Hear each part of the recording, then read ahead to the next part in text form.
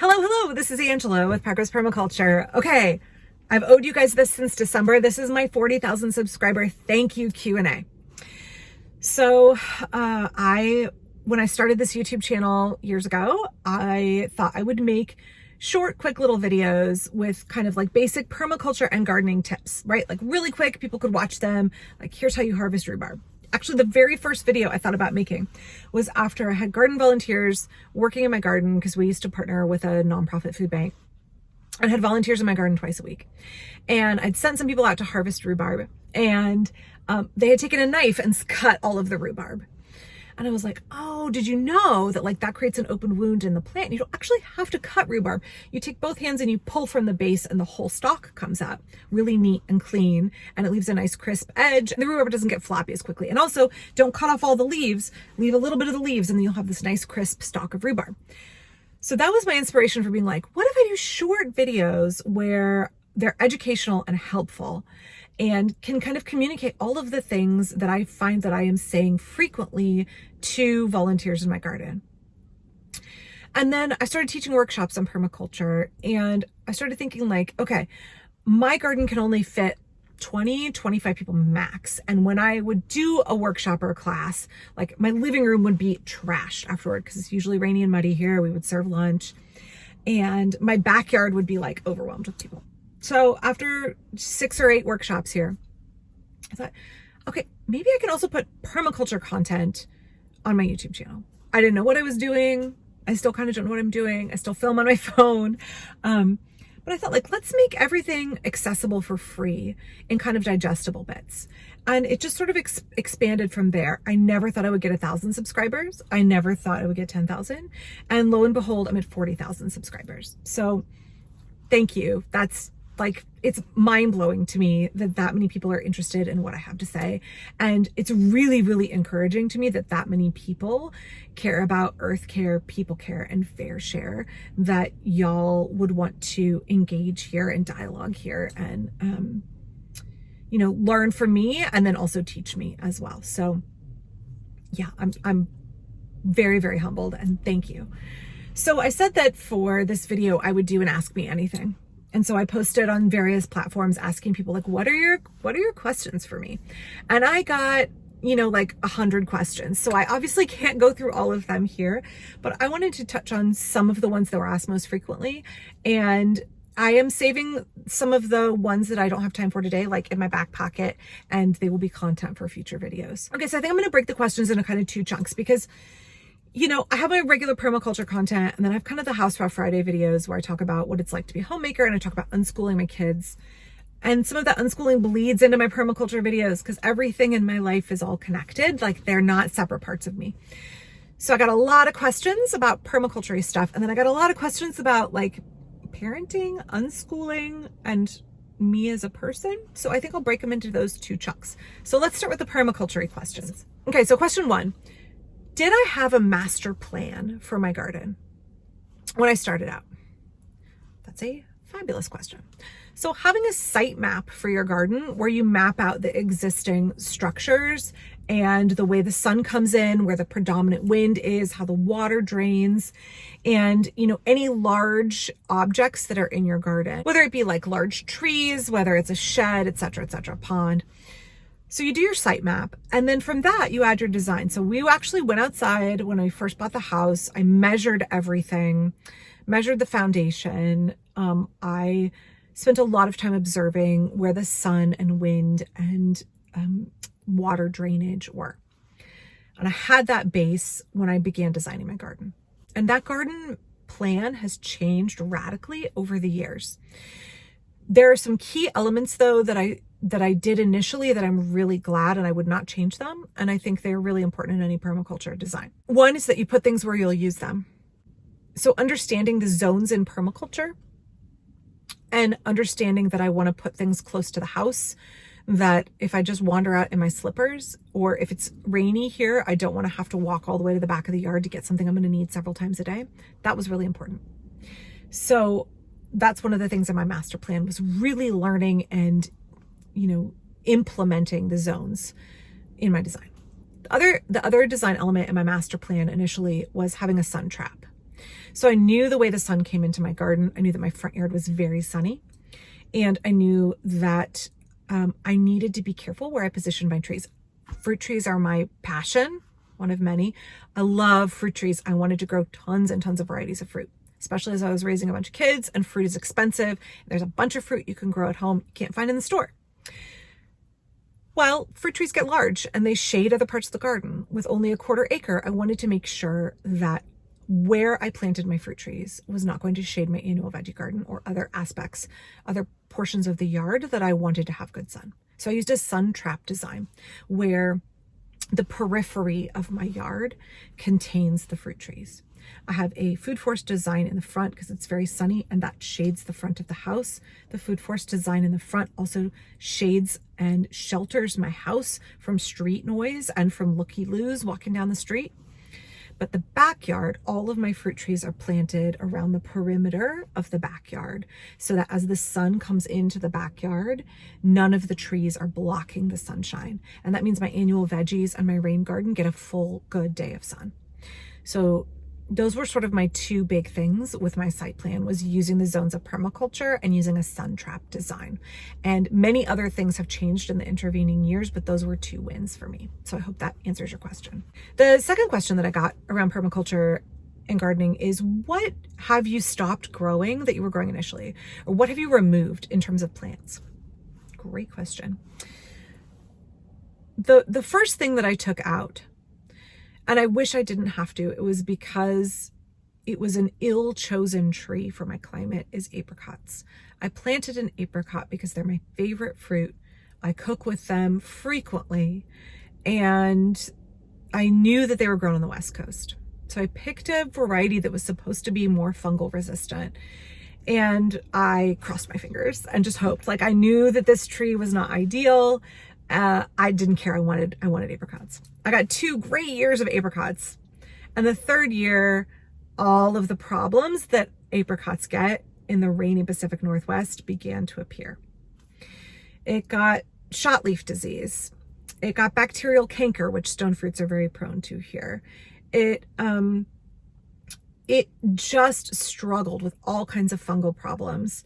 And it was a tree that, like, it's almost impossible to grow apricots here organically. And I was not interested in committing to a regimen of fungicide applications. And so my apricot tree, I chopped it down and I dug out the stump. And I was real sad about it the whole time. And I replaced it with 2 figs, which do great and require 0 work other than annual pruning, have no pest or disease issues. I mean, like birds eat some of the ones up at the top, but I get a huge harvest off of both of them and no stress and no worries and no disease. So yeah, if you live somewhere, it's okay to put those kind of wish and a prayer plants in, but understanding that if you pick something that is a diva in your climate, that you may end up having to rip it out and like making peace with that from the beginning. So 2 other things I removed that were in my design early on are, I removed 3 quince. Nobody needs 5 varieties of quince in their 1/4 acre permaculture garden. I love quince trees. I love quince fruit. I love quince trees. They're beautiful, fragrant. The fruit is fragrant, delicious. But one quince tree can produce 3 to 4 times as much fruit as an apple tree of the same size. No family needs that many quince trees. So I have 2 quince left in my yard, and we still have way more that I know what to do with every year. I am contemplating taking out one of the other ones because they are self-fertile. So thinking about like what happens if you get the maximum yield out of everything. Yes, you can share with everybody. I could not get rid of the fruit from 5 quince trees in the neighborhood because it's unusual fruit. Not everybody knows what to do with it. So yeah, I overplanted my quince. The other thing that I took out that I initially planted is my jujubes, which I did a video, I think like 1.5 years or 2 years ago on them, maybe. My kids don't like them as much as I thought they would. I really like dried jujubes. I think they're delicious. They're also called Chinese dates. They are thorny. They are a little bit prone to splitting here if the rain comes back early because they mature very late September and October. And my kids didn't like them as much as I thought they would. So we weren't using up the fruit and I would rather use that space for something else because space is at a premium in my garden. So my kids would just rather eat a different variety of apple. Actually, I haven't planted anything in the hole where I dug out my jujubes. I had them planted in one hole so they could grow like one tree. And that's a way to conserve space. So took out my jujubes. You may really like them. I love them dried. They taste like maple syrup and they're delicious, but we weren't using them, and I would rather use that space for something else. Okay, let's do one more permaculture question. So this isn't a direct answer to a question, but somebody asked me about recommending books on growing herbs. And this is an area of permaculture where I have zero expertise in terms of medicinal herbs. That is not my wheelhouse. I have no training in any of that. And so for me, the herbs that I grow are primarily culinary and aromatic herbs, right? I don't really grow or understand a lot of the medicinal uses for a lot of herbs. So there are other people I will link to down below who have some good resources, some good books and good YouTube videos and good podcasts that talk more about growing medicinal plants in your garden. Not my wheelhouse. I will say that growing culinary herbs is quite a delight, and I really enjoy it because not only because obviously like I cook a ton, right? Like, oh yes, I love being able to wander out and like pick some rosemary and sage and come back in and like use it in my cooking. The unexpected benefit of growing a lot of culinary herbs in my garden, and some aromatic herbs as well, like cosmere. One of the best benefits of growing more and more and more of those in my garden is how many pollinators they bring in. How many birds eat the seeds of those herbs, right? So the diversity of insects in particular and birds in my garden really increases the more herbs that I grow. These herbs where I'm getting the yield of tremendous flavor in the food that I'm cooking, I'm getting the yield of the satisfaction of knowing that the herbs that I have grown in my garden and I know what went into them, I can just wander out my door and pick them. And I know that they are as fresh as can be with the most flavor. I'm saving money by growing them myself, but the additional yield of the enjoyment I get out of them via the wildlife that they bring into my garden is a really big one. So I would like to learn more about medicinal herbs in the garden. I make salves and things like that with like, plantain. Like I have pretty bad psoriasis that got on my hands. And so I do make a salve that has plantain and calendula in it, which is very soothing. But that is not my area of expertise. And I feel like that's an area in permaculture where I have a dearth of knowledge and I would love to learn more. If you have books that you recommend, please let me know below. Okay, let's answer a couple of questions about non-permaculture things. I got a bunch of questions about roller derby, so I don't want to talk too much about it. I was a roller derby referee and NSO, which is non-skating official, for a lot of years. I got into it because both of my daughters played roller derby. I did not know how to roller skate when I started at all. Like, did not know how to roller skate. And so I started doing Wreckers, which was Rose City Rollers Recreational Derby League, so I could learn how to skate and get good enough at skating to referee. I never liked hitting people. I didn't like the idea of potentially hurting somebody. I mean, I have my own aggression, but it does not come out in wanting to kick people's butt on the track. And that is not something that I particularly enjoyed. So I was always really interested in officiating and the rules and facilitating the game for other people. Like the greatest joy that I had in roughing roller derby, well, two greatest joys. One was the synergy that you have with your other crew of officials, right? The NSOs and refs, and how you all, when you were like communicating really well and you were like in the zone with your other officials, how you could make roller derby happen for the skaters and help them have the best game possible. That was tremendously satisfying for me. And the second thing that I really loved about officiating was the way that I could be entirely present in the moment and I didn't have to think about anything else going on in the rest of my life. And I have yet to find another substitute for roller derby where all of my focus was in what was happening in the present moment, being hyper aware, right? So for me, I was never a talented skater. And so for me, I often would have to think about my footwork while I was doing it, right? So my other officials had been skating and playing hockey since they were 3. And like skating was as easy as breathing air for them. And like they were fluid and graceful and amazing. For me, I always had to think about it. It was always a challenge, especially because I broke both my legs and my right leg doesn't really work. Anyway, but also as an official, you are constantly thinking about the rules and you are constantly watching the interplay between other skaters and thinking about the impact of their actions and whether it was sufficient enough to rise to the level of being a penalty, right? And so those 2 things I think made Derby incredibly beneficial for me and something that I really needed to do, especially as I was like deconstructing from my religious community. And also something that I could do where I could connect with my daughters who were much better skaters than me and had this whole community that they wanted me to be a part of. And like, how can you support us, Mom?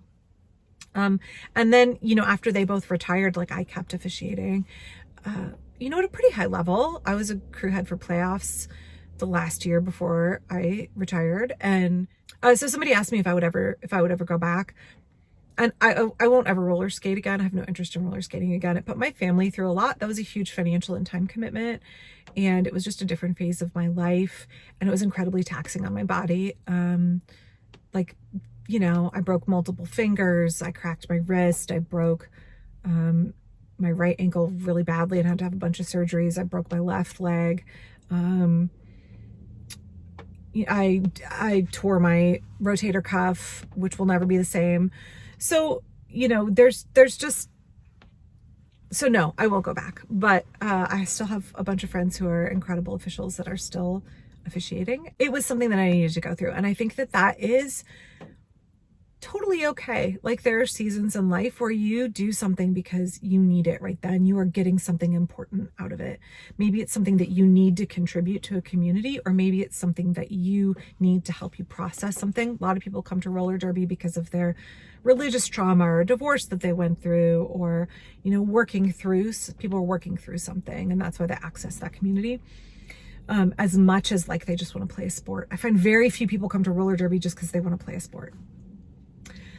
So that was really important for me. It was important when I did it. I have a lot of fond memories. I have a lot of regrets. I think everybody who goes through something like that has that. But I feel like I came out of roller derby determined to become a better version of myself. And I am really glad that I made such good friends there. And I'm really glad for the things it taught me about trusting my own body and feeling confident in my body and what it feels like to be in your mid-30s and have to learn a whole new skill set, to be a beginner at something, to be bad at something, and to enjoy and process that journey of gaining skillfulness, gaining mastery over something, and then being able to use your skills to benefit other people. That was really important. So thanks for all the questions about that. I know it seems like a little incongruous, the hippie long skirt wearing crunchy permaculture mom of a bunch of kids who also did roller derby, but it is what it is. Okay, so next question is about unschooling. Like what does that look like now? So I've said before, Ruth and Bea and Hal, my 3 eldest kids, are 21, 19, and 15. They're all at community college. Ruth is she's been accepted to Oregon State and will be starting there in the fall after she finishes her associate's degree. And then Bea is working on her associate's degree and then will transfer probably to the University of Oregon. She still wants to become a lawyer. It's still her passion. Hal is 15 and doing a high school, early college program. That's what they wanted to do.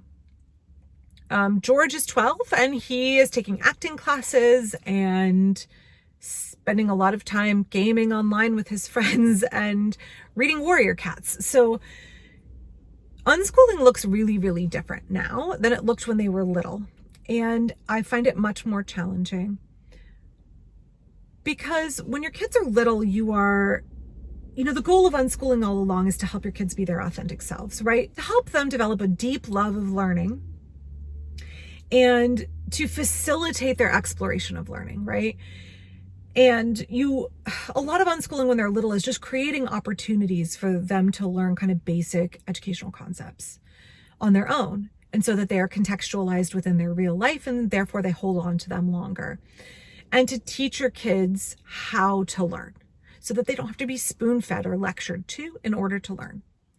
So that they can have a lifelong love of learning and a lifelong curiosity, right? For me, as a gifted child in public education, I felt that my love for learning was really almost crushed out of me. And I felt like I had to play a game in the public education system, which I was good at playing. I was good at playing it, but it really crushed my love of learning. I stopped reading for fun for a long time. I felt very jaded and disillusioned. And I felt like as an unschooler, I wanted to make sure that that never happened to my kids. Lo and behold, they're in community college now, and they are experiencing some of the same, like what happens when you are in an institutional learning setting. So what that looks like for me right now is like a lot of touching base with them when they're like, this system is bullshit, Mom. Like, why does my professor have these ridiculous rules? Why is it the rules my professor sets out for the class, he doesn't apply to himself, right? And why is there this double standard everywhere? Why is it that I have to jump through these ridiculous hoops? Who set this system up, and why are all of these things being perpetuated?